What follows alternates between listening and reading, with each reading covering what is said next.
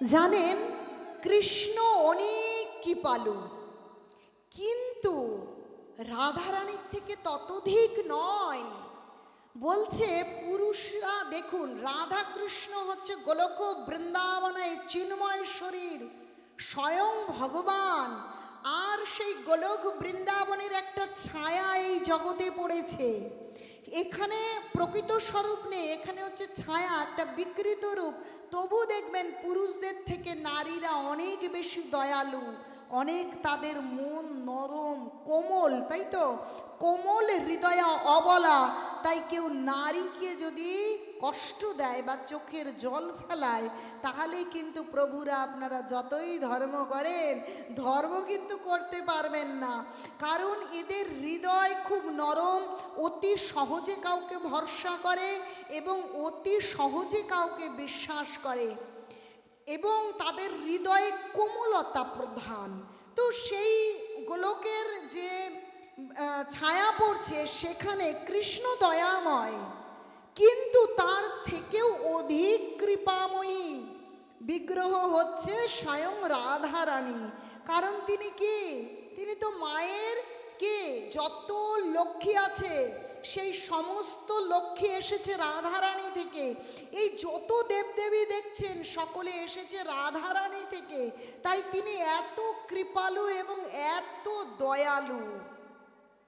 একদিন কি হয়েছে, এই যে সত্য ত্রেতা দাপর, যে ত্রেতায় রামচন্দ্র এসেছে এবং সীতামাতা এসেছে, সীতামাতাও করুণার অপার মহিমা তার রয়েছে, কিন্তু তখনও রামচন্দ্র আর রাবণ যুদ্ধ হয়েছে। কিন্তু সীতামাতার এসব যুদ্ধ বিগ্রহ মারামারি খুনোখুনি ভালো লাগে না। প্রভু, এই সমস্ত তো আমার ভালো লাগে না, কিন্তু কি করবে, মর্যাদা পুরুষোত্তম এসে রাবণের সঙ্গে যুদ্ধ হয়েছে। আপনি আগামী যুগে এই মারামারি খুনাখুনি এগুলো করবেন না প্রভু, আমার ভালো লাগে না।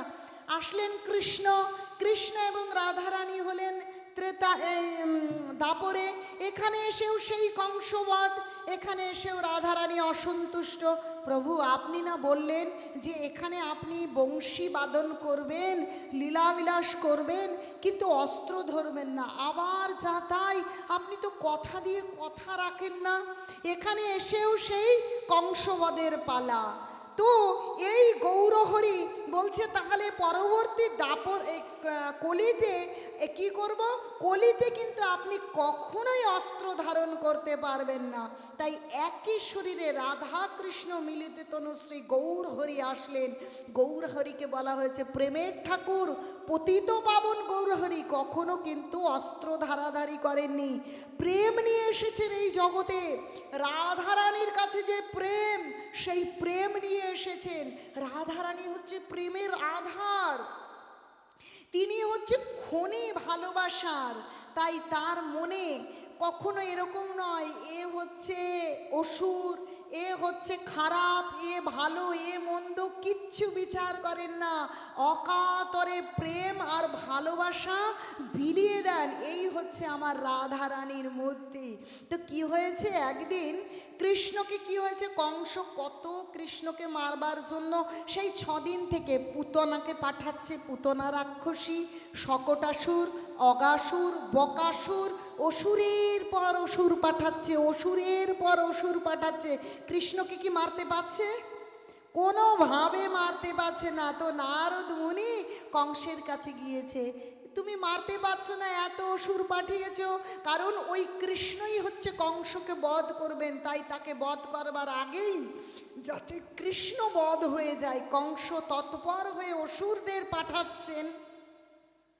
তো নারদ মুনি বলছে, আসলে তুমি মূর্খ, তুমি জানোই না কৃষ্ণকে কি করে মারা যাবে, কৃষ্ণের প্রাণভ্রমরা কোথায় আছে এটা তোমার জানা নেই, তাই তুমি কৃষ্ণকে মারতে পারছো না। বলছি, তাহলে কি করে মারবো বলুন বলুন। হে নারদ মুনি, আপনি বলুন। বলছি বলছি বলছি আরে কৃষ্ণ হচ্ছে শক্তি। বলছে কৃষ্ণ হচ্ছে, কৃষ্ণের যে শক্তি তা কৃষ্ণের কাছে নয়, তা তো লাদিনী শক্তি রাধারানী, তিনি হচ্ছেন শক্তিমান, কিন্তু তার শক্তি গচ্ছিত থাকে রাধারানীর কাছে। তাহলে তুমি মারতে পারছো না, কারণ আসল শক্তির আধার রাধারানী ঢাল হয়ে আছে, তাই তো কৃষ্ণকে মারতে পারছো না। এত অসুর পাঠাচ্ছ, এত অসুর পাঠাচ্ছ, একটা কাজ করো, প্রথমে রাধারানীকে মারো। রাধারানীকে যদি হত্যা করতে পারো তাহলে তুমি এই কৃষ্ণকে হত্যা করতে পারবে। সত্যি সত্যি কংস রাধারানীকে বধ করবার জন্য যাচ্ছে।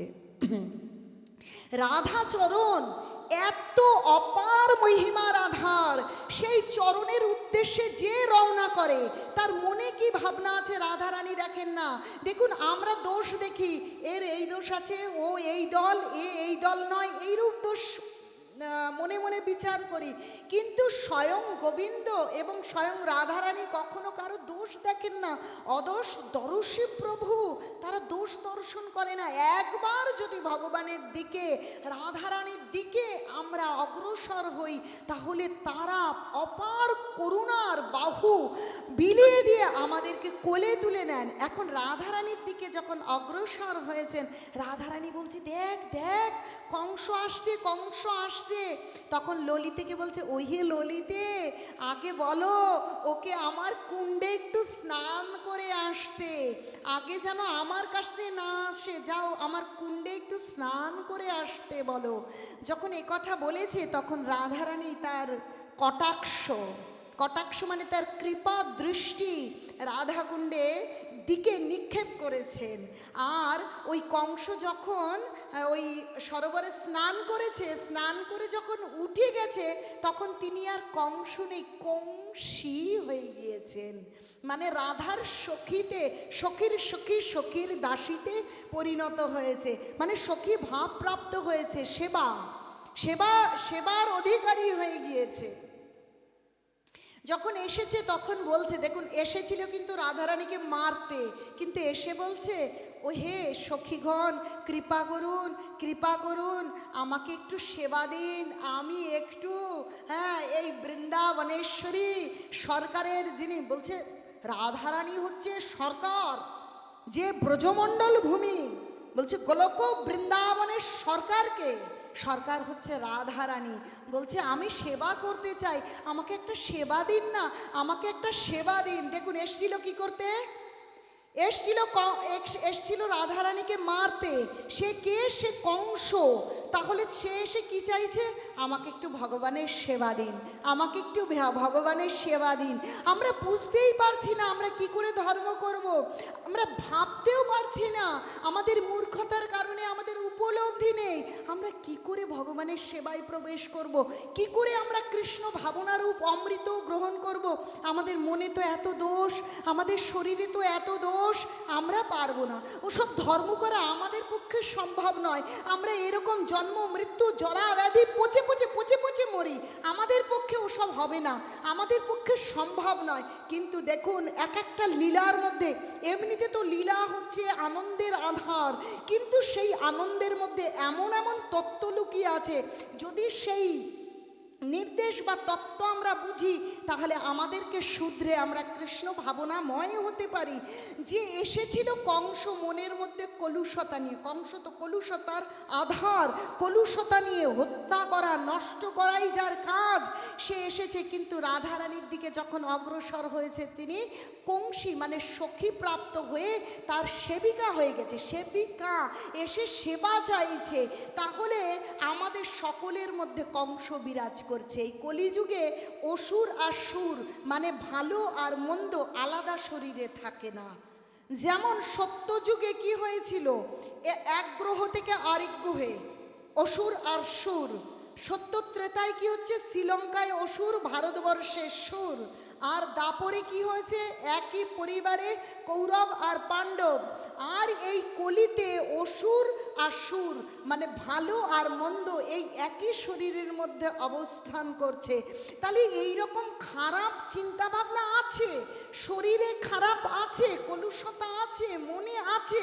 কিন্তু আমরা যখন ভগবানের দিকে এক পা অগ্রসর হয়ে হরিনাম করতে শুরু করব, তখন আমাদের সেই প্রেমের আধার লাদিনীর শক্তি রাধারানী আমাদেরকে কৃপা করবেন। আর সেই রাধারানীর প্রেম, সেই বস্তু আমাদের কাছে সহজলভ্য কে করেছে জানেন?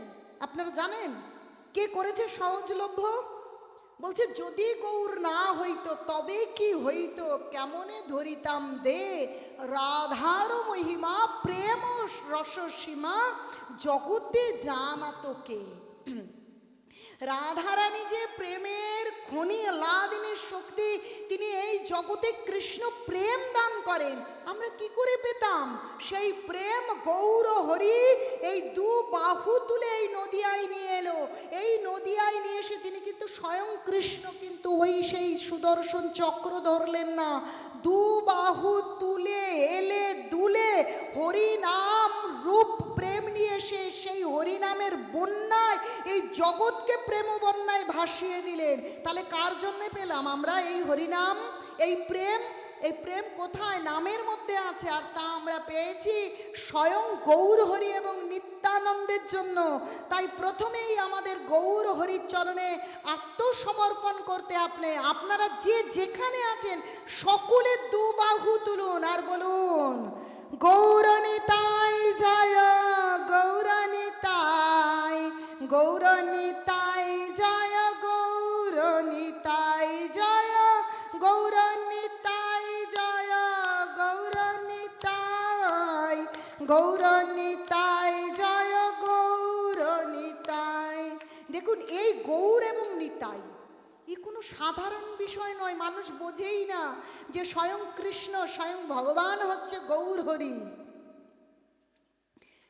রাধারানীকে এসে তোমাদের ওই রাধারানীকে বলো সে যে আমার মামা শত্রু কংসকে সে তো সখী বানিয়ে রেখে